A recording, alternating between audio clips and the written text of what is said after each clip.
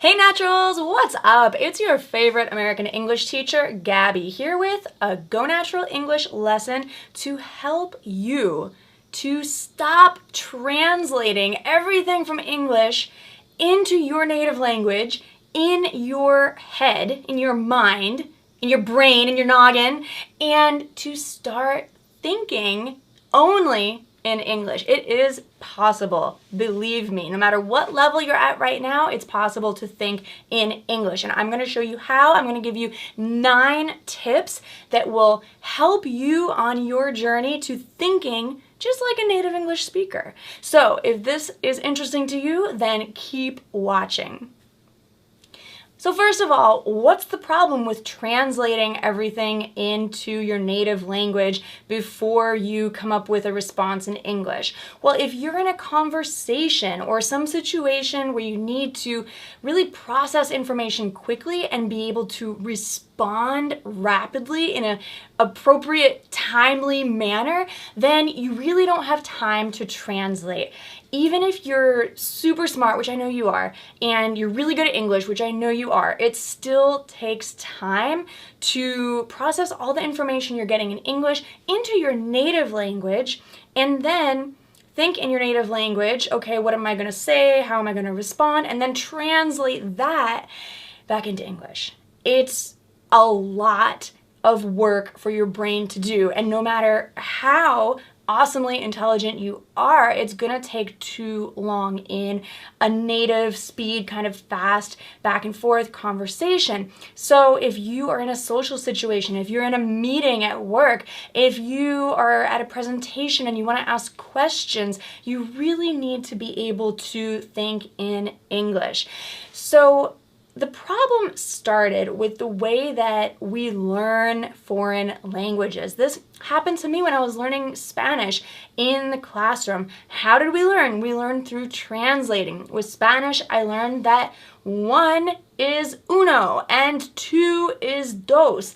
And let's see, coffee is cafe, and so on. So, of course, it's easy and it makes sense to begin this way because we know vocabulary in our native language, but it actually is hurting us once we get into conversational English, or in my case, conversational Spanish. So when I left the classroom, when I left my my Spanish classroom, and I tried to have a conversation with native Spanish speakers, I was like in total shock. My jaw hit the ground because I couldn't understand anything, and I definitely couldn't respond because I was trying to just identify a few words that I could recognize, that I could hear, that I could listen to, that I could comprehend, and then translate those into English, and then think in English to translate back into Spanish, and I was a wreck. So I don't want that to happen to you. Maybe you know how that feels already.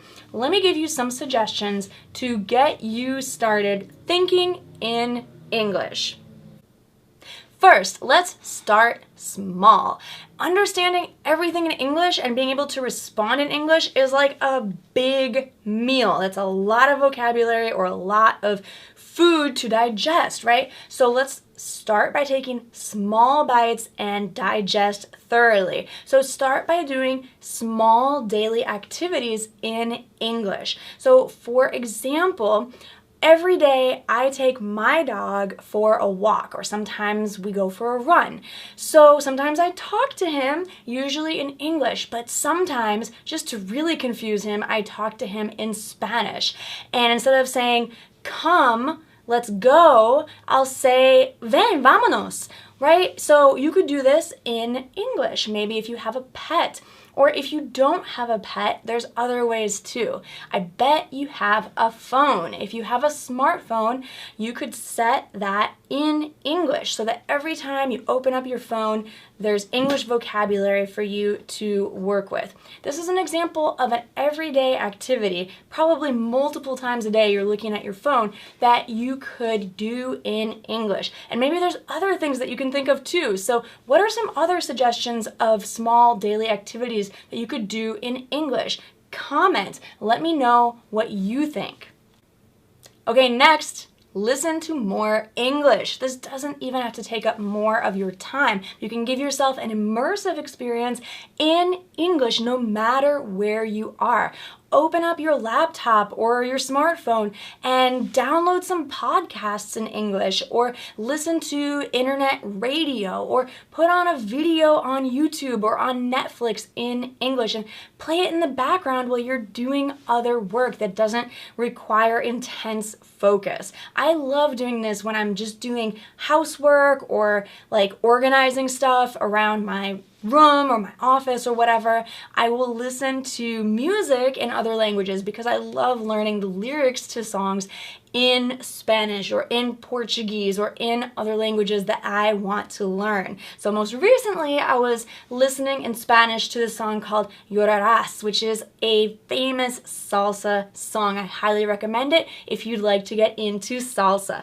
But anyway, let me continue with tips for thinking in English. 3, try guessing or planning what native English speakers are going to say in that next conversation or in that presentation or whatever situation that you're going to be in English. So when you predict based on your life experience what you think people are going to say, you will be more prepared and more confident. You're preparing your brain to receive that information, and you'd be surprised, probably like 8 out of 10 times you're going to be correct. Now, don't get too attached to your prediction because of course other people don't know that script that's going on in your head. So be prepared for something different to come out of people's mouths. But just by exploring the different options or your prediction or guess of what you think will happen, you're going to feel way more confident and you're going to be able to process that information faster and to think in English yourself because you're already thinking when you predict what's going to happen in a conversation. 4, stop learning exclusively through translation, especially once you're out of your beginner English class. We have to learn through association, through experience, through observing, watching, listening, through touching, through your life experience. You have to associate the word with the meaning and not the English word with your native language word, okay? Words are just words, they're just letters, okay? The real true meaning is what you understand and then you can attach that to the word, okay? So book is not necessarily libro in Spanish or Portuguese. It's a thing with pieces of paper and writing that I can read and learn from. So I hope this is making sense, but you have to stop learning exclusively through translation. And next, very closely related, number 5, is to stop using a bilingual dictionary. The best use of your bilingual dictionary, where there's English and then your native language, is actually as like a coaster where you put your coffee cup on top of your table so it doesn't leave a circle on your table. That's the best use for it. Because if you continue to use this bilingual dictionary to learn vocabulary in English, you're always going to be practicing translation. So just use that thing as a coaster or whatever and use a monolingual dictionary instead. Monolingual means one language, so English to English. And you're going to exponentially expand your English language vocabulary when you do this. Next, number 6, label objects in your environment in English. You can just do this in your head. It's super simple, super fast and easy, doesn't cost anything.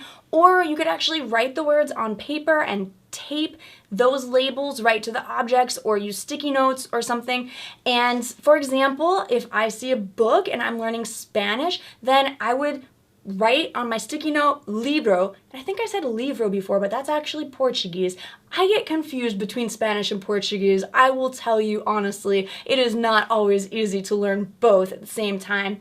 So anyway, libro is book if I'm learning Spanish, maybe livro if I'm learning Portuguese. Hey, if I'm learning Arabic, it's kitab. You can help me with my pronunciation in the comments. But put a label on everyday objects. This is really especially helpful for beginners intermediate level English learners, but it can be fun to do just to remind yourself to think in English at any level. Number 7, talk to yourself in English. When you talk to yourself out loud, it does so many good things for you. Not only are you going to practice your pronunciation, your speaking, your vocabulary, your fluency, but you are developing that thinking in English skill. So what kind of things should you say when you're talking to yourself out loud in English?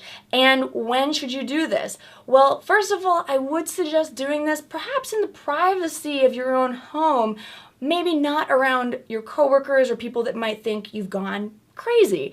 So what do you tell yourself? Well, you could ask yourself questions. For example, right now I'm thinking, what am I going to eat for lunch today? So if I am trying to improve my Portuguese, I might think to myself and say out loud, o que vou comer hoje para almoço?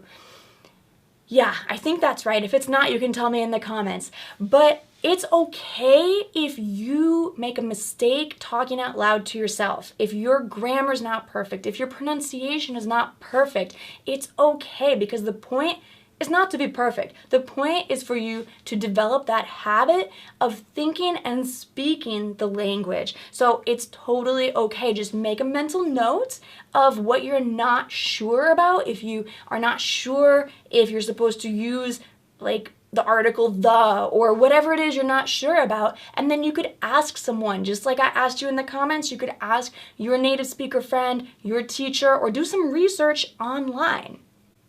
Another way I really love to talk to myself out loud in languages I'm learning is to sing a song. So I mentioned earlier that I was listening to a song called Llorarás, which means you will cry. Oh, it's kind of a sad song actually, but I love to actually sing that song when I'm just, doing house chores or walking my dog. I'll just be like, yeah, sé que tú no quieres que yo a ti te quiera. So I'm not a great singer, so I'm going to stop. But just to give you an example, that is what I love doing. And I might even mix in some salsa dance moves while I'm singing. 8, just start thinking in English with a mantra or a motto or some phrase that just gets you started like on autopilot, automatically. So my phrase might be, I am improving my English every day. And I would say that in English out loud to myself, or just think it, okay? If I'm learning Portuguese, I might say to myself, bom dia, cada dia estou melhorando o meu português. Yes, okay, like with emotion is really important, really important. Even if I look crazy, it doesn't matter. It does help you and it lifts your spirits and it gives you energy to improve your language skills. Finally, number 9, our last tip to help you think in English is to just do a little bit each day. So don't force yourself to think in English all day, every day from the get-go or from the beginning. Just start with 30 seconds. I'm sure that you can think in English for 30 seconds. You could set an alarm. Maybe every day at 9 a.m. you're going to think in English for 30 seconds. So, on your phone, put an alarm for 9 a.m. and you can title it Think in English and then set your timer for 30 seconds and just think in English, no matter how simple or how silly it is. You can just say hello to yourself over and over and over for 30 seconds if that's the best you can do. I know you can do better. I know, but it's just an example that it doesn't matter how complicated your English is when you train to think in English. What does matter is that you start and that you are consistent. So do a little bit every day and you're going to be thinking in English all day long in no time. If you loved these suggestions, let me know in the comments. Share this video with your friends who are learning English, or maybe your friends who are learning other languages, because these tips totally apply to any language you are learning. Thank you so much for watching. Be sure to subscribe to Go Natural English here on YouTube. Visit the website at gonaturalenglish.com. And thank you. Mwah. Love you guys. I'll see you again soon. Bye for now.